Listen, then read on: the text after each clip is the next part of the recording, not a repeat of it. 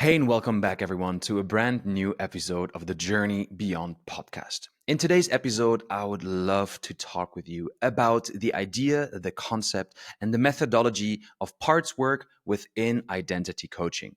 The reason why I bring this up is because I had a beautiful coaching session this morning with one of my clients.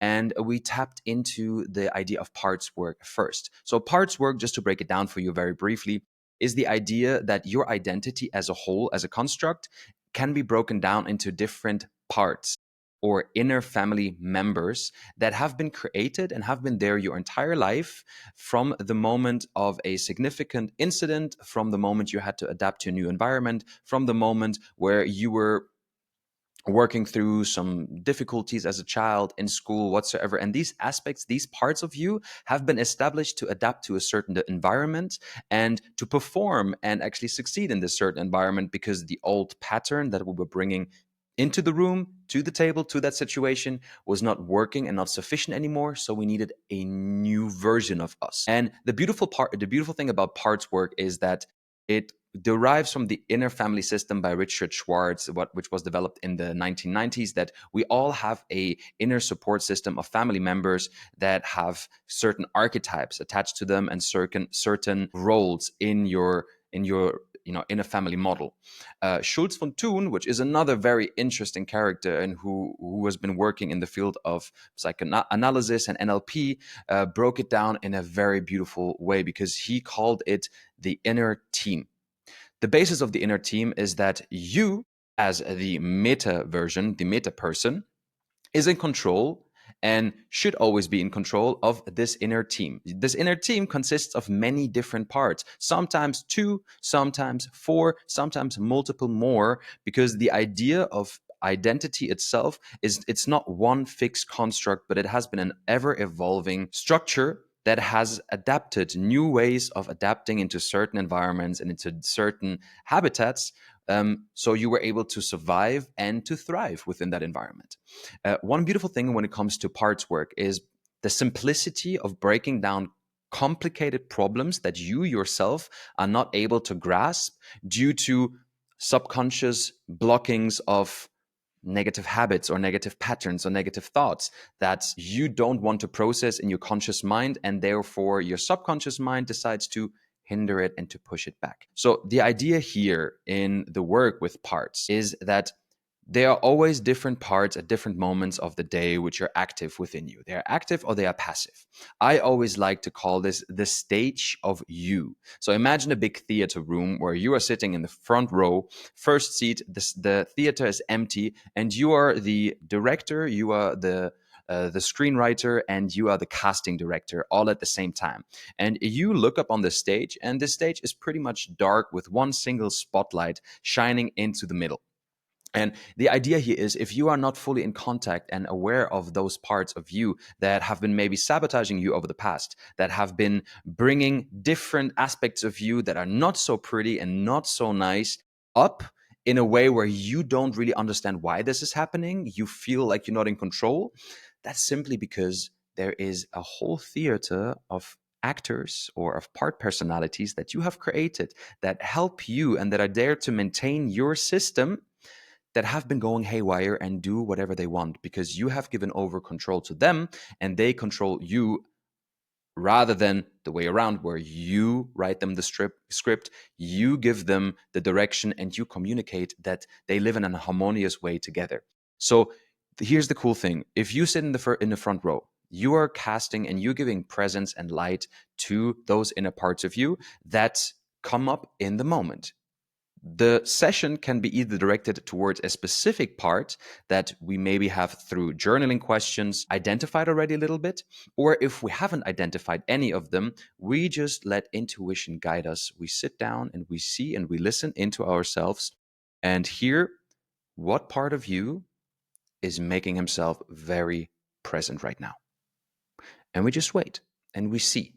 Sometimes it's the inner perfectionist or the ego or the part of you that just wants to get on with his business and doesn't want to work on his problems, that is screaming in the back of your head, saying something like, no, we don't need this shit. let's just get back to work. Let's worry about our problems another day, right? And normally what happens is that you follow this voice because it's very strong. It's maybe very loud and dominant. And you just go on with your daily business and the problems get, cleaned under the rug. But here we just listen and we identify the voices that are coming up in your mind that take a certain present in this specific moment in time. And we ask them to come forward from the shadow into the spotlight and we start identifying them. This is a very personal process for everyone. And for everyone, this personification process that we are doing next is super personal because you then decide or you go into yourself. A lot of times I make my clients close their eyes so they can imagine it better because a lot of times with our eyes shut, we can visualize things better and imagine things much better. Sometimes it works with eyes open. This, again, is a very personalized process. And we start identifying the character of your play. We give it a name. The first thing intuitively that comes to mind. Why do we make it so intuitive? Because you already know your inner construct. You have been living with these inner parts of you, with these inner, very disharmonious, quite loud, dominant, passive, quiet voices inside of you, literally for years or forever, right? And here the beautiful thing comes into play. We give them a form, we give them a name, and we make them tangible. So then my question to you would be, all right, whatever part of you that is making himself present right now, please step forward into the spotlight and present yourself. So then we start identifying them when we look at them. Are they big? Right? This is always in the metaphorical sense. Are they big right now? Is it a small creature? Is it a person? Is it a symbol? Is it just a bowl of light? Is it a big cloud of darkness? Whatever it is, we make it visible. We give it light. A lot of times, 50% of our problems are solved by simply identifying and naming the problem itself. And a good problem, well defined, already solves the problem halfway. So here we go. Okay, so what are you seeing right now? Well, I'm seeing this loud voice that came forward that said, no, I don't want to work on my problems. Let's just go back to work. Okay, so how are you perceiving this person? You said person, right? How are you perceiving this person? Well, it's a large man, very tall, very muscular. He takes in a lot of room. And now listen, here always comes the interesting part because the words that we use are basically already little cues and hints for you as a coach, what you see and what the client perceives, because it's just working within him, right? It's a huge person. He's very loud. He's very dominant. He has this military type statue and he stands there and he just goes, all right, let's fuck this. Let's go back to work. And I'm go, okay, perfect. What else can you identify? You said his tone is loud. You said he's standing there. Okay, let's go ask him, or you tell me now to the client, when was the first time that you noticed him or her? Well, it was years ago when I brought back bad marks from school. And my dad was just shouting at me. You know, he was in the military and he was shouting at me. And he said that if you don't get your shit together, you will never be successful in life. Or that he was punishing me for a bad mark. And obviously, this traumatized us as a child. So, this inner part of us now that didn't understand what was happening in that moment was adapting a certain characteristic, a certain, if I don't perform, if I don't live up to somebody else's standards and his expectations, I am not good enough. Okay, so it's from that point. So is there a little resemblance towards that father figure? Is he somehow similar? Yes, no? You know, you keep identifying further. The cool thing about parts is that it always originates from one point on. It's not that we are born with multiple different identities, but we develop them throughout the years. Another cool aspect about the parts work is that your entire team, you're in a family, they all have a positive intention. Because if we go about life with the idea that human beings are inherently positively natured, and they have good intents for the world, just the world taints them with color and turns them into a bad person, we know that there was a positive intention from the beginning on. So here we then ask, okay, so this part of you, what do you think is his positive intention for your life? What is his intent when coming forward? What do you think does he want to achieve with this, strong military forcing directness?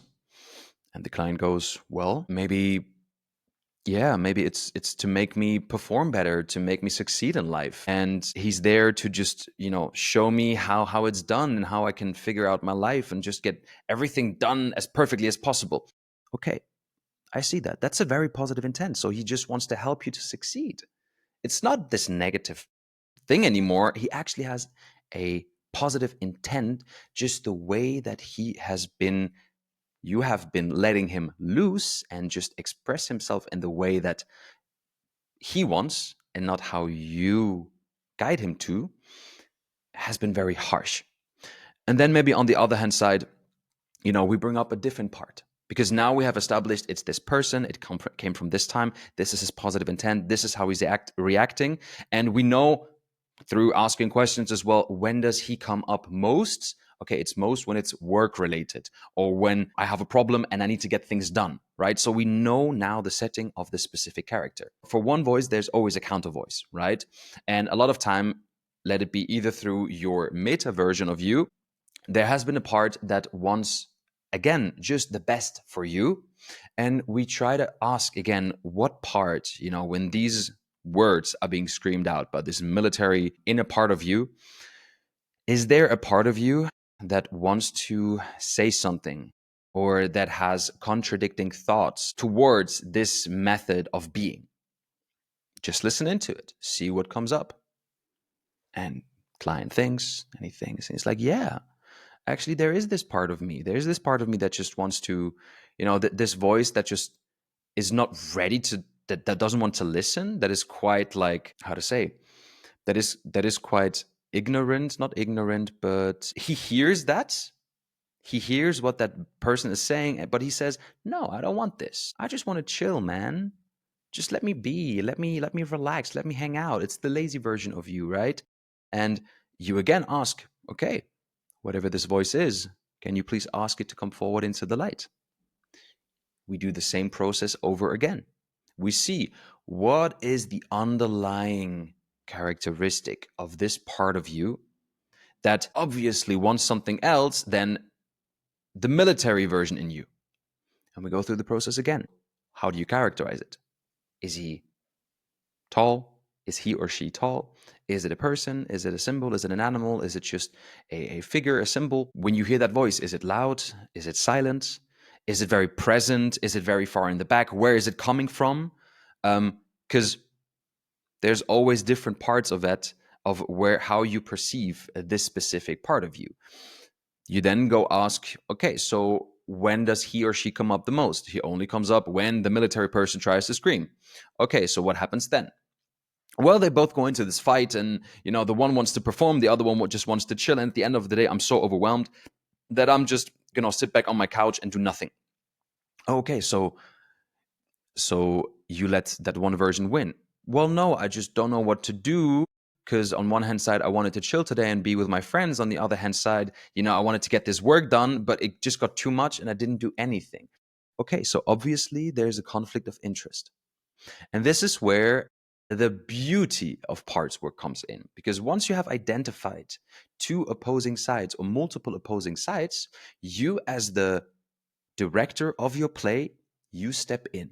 Because keep in mind, you are always the overarching meta self, the one that is in control of this team, because eventually it is you who decides who gets to have light, who gets to go into the shadow, who gets a mic, who doesn't get a mic.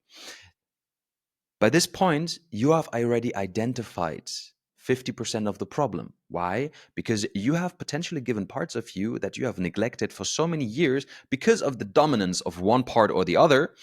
You have given them the possibility to come forward and not only be seen as they're coming into the light and you identify who they are, but you have as well identified what their positive intent is when they first came up and when they are being triggered. Do you see how this process overall already creates so much clarity within you when giving somebody the chance to express what he really wants to say, elevates and it releases so much stress from the situation, and you gain clarity. So now comes the most beautiful part. You've identified the conflicts of interest. You've identified the opposing sides and those working together, those working against each other, and those that are secretly behind their backs working with one and another. Because that's exactly how it works out, right? You then go in and you say, all right, team. You give them the names. Military guy, couch chill guy, higher self, and maybe hurt version of me. Let's get all together. I see that you, military, let's call him Bob, and couch dude, you have opposing interests. So how can we find an agreement? How can we find a compromise that you both, because you both have a positive intent, you both, couch dude wants to make me happy. He just wants to give me time to relax and do some self-awareness practices to keep on working on myself, but don't overstress when life hits hard. And military Bob just wants to go, perform and make you succeed, right? But they both, at the core, have a positive intent to make you grow. A lot of times they are not aware that one has the same positive intent as the other because they couldn't hear each other. They were not on the same level. They were not being recognized. They didn't have the chance to speak to one another. And here you come in and you say, all right, Bob, you heard the positive intent from Couch Dude. And Couch Dude, you heard the positive intent from Bob. You both want the same thing. So how can we make this work? What is a compromise that we can now agree on? That we can in the future work on together to bring this positive intent to life, to make us grow, to make us feel more love and happier in life. Because you're both just in the way of each other. You're both just self-sabotaging and not giving any of you the stage. Sometimes this is already enough. These two are enough. If the construct expands and there's other parts that in this circulation have helped to do arbitrage, to negotiate, bring them into the play, if it helps. If these two are the only opposing parts and they're not in cohorts with anyone else, we define a compromise. We say, all right, listen. So you want to have time to work and perform, and you want to have time to chill. So what if one decides to define a time when it's time to work, and in this time when it's time to work, Couch Dude gets to relax a little bit, sit back, and maybe just send positive vibes, maybe just send a good mood into the work. So the hard Bob work doesn't feel too military and too strict and without fun. What if Couch Dude sends over some resources, sends over some fun and some love to make this hard military work, to actually get our things done, more enjoyable? Okay, is that something that you can both agree on? Yeah, you let them conversate again. Sometimes it's yes, sometimes it's no, sometimes something is missing. Sometimes the conversation goes on. And it's well, no, I know how this works. And every time I want to go work, he comes in and then he just says all right, let's just chill on the couch, do nothing, watch TV, blah, blah, blah, blah. Okay. But is that something for the next 7 to 14 days that we can agree on to try out? Try out how it works. If it doesn't work, we come back together, we find something new. But is that something that we can agree on? Yeah? Okay, sounds good. Perfect. Now, Bob, after the work is done, after we have worked, can you allow yourself to lay back and to relax because you have fulfilled your goal and Couch Dude came in your direction? Is it now possible for you to lean back as well after you have done the work and maybe get on the couch with Couch Dude, turn on the TV, and watch some movie that is fun but has kind of the military drill to it? Is that something that you can agree upon? I'm not sure. I don't know how to do that. All right. What if we kick in right after work? We kick in a workout. So we're super exhausted and then we go chill on the couch. Is that something that we can agree on? All right. That sounds good. Perfect. And now comes the most important thing. At the end of that negotiation, at the end of this discussion, you as the meta version come in and say, all right, perfect. Military Bob, couch dude, let's both agree and seal this deal and this compromise that we will work on this for the next 7 to 14 days to try out if this works. We both do the best of our ability to make it happen. Let's shake hands on this and agree that we will both work to the highest and best intent of our team captain. Is that something we can do? Yes. Yes. Perfect. And now we shake hands. And the shaking hands, it sounds quite stupid because you're just shaking your own hands. But the neurological and physiological effects of actually having pressure to opposing hands, shaking, pressing, and holding a firm grip for a couple of seconds creates a neurological response to whatever has been discussed in the framework of those inner parts. It is like these parts have shaken hands and agreed upon this, and through the pressure, the answer gets imprinted into our neural network and will create, over the course of the next 7 to 14 days, a positive new neural network that agreed upon if A does B and B does A, they come together and work towards my highest good. And that's exactly how parts work works. And then we check out, does it work? We let it go. Usually the session takes then the 90 minutes that it takes within my coaching framework. And that's already one session of just having those two communicate and work together. And this is how we can do parts work in multiple sessions, uncovering different parts of you and in a very simple and easy manner. 1, bring clarity. 2, give essence, understanding, a stage to hear, to be heard, and to be seen, and an agreement that both have now sacrificed something, given up something to get what they want. So it's equal, it's fair, and we have a promise going forward of trying to make this work.